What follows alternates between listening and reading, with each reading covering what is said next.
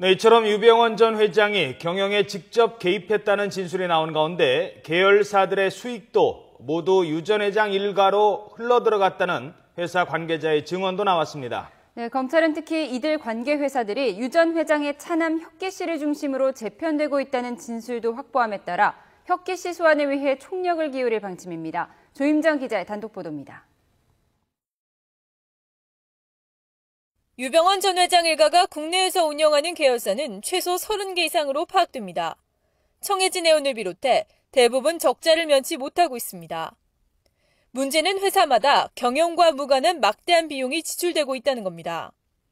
각종 컨설팅 비용과 상표권 사용 수수료 등으로 적지 않은 돈이 빠져나가고 있습니다.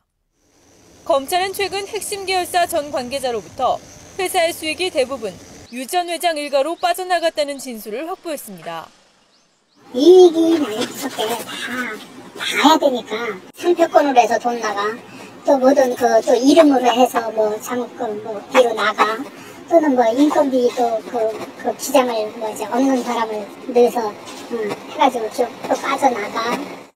사고 운항사인 청해진해운이나 청해지 등 주요 계열사들이 최근 매출이 늘어도 부채는 늘어나는 악순환이 이어지는 것도 같은 이유로 분석됩니다. 검찰은 이 같은 부실 경영이 발생하는 배경에는 편법 증여가 있다는 걸 확인한 것으로 전해졌습니다. 청해진해운 압수수색에서 혁기 씨에게 10만 달러를 보낸 것으로 추정되는 증거 서류도 확보했습니다. 컨설팅 비용과 각종 용역 비용 외에 회사들의 수익이 이런 식으로 유 전 회장 일가로 흘러들면서 계열사들의 만성 적자는 악화됐습니다. 그 사이 회사 수익은 부동산과 영농조합 등을 통해 비자금으로 조성되고 그 수익이나 소유는 유 전 회장 자녀들에게 편법 증여된 겁니다. 청해진에서 아마 어떤 메모가 청해진 쪽에서 나온 것 같아요. HK 해외로 송금한 거 그럼 HK가 누구냐? 그 당시엔 검찰에서 이제 몰랐겠죠. 지금은 이제 딱 나타나지. 혁기라는 혁기 HK잖아.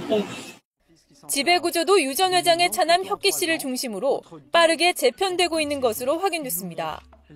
특히 혁기 씨가 최대 주주로 있는 지주회사 아이오나이 홀딩스를 중심으로 혁기 씨의 영향력이 커지고 있습니다.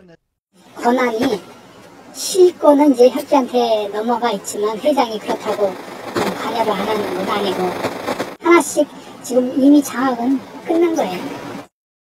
검찰은 해외에 머물고 있는 혁기 씨에 대한 조사가 시급하다고 보고 강제 수사 절차에 착수했습니다.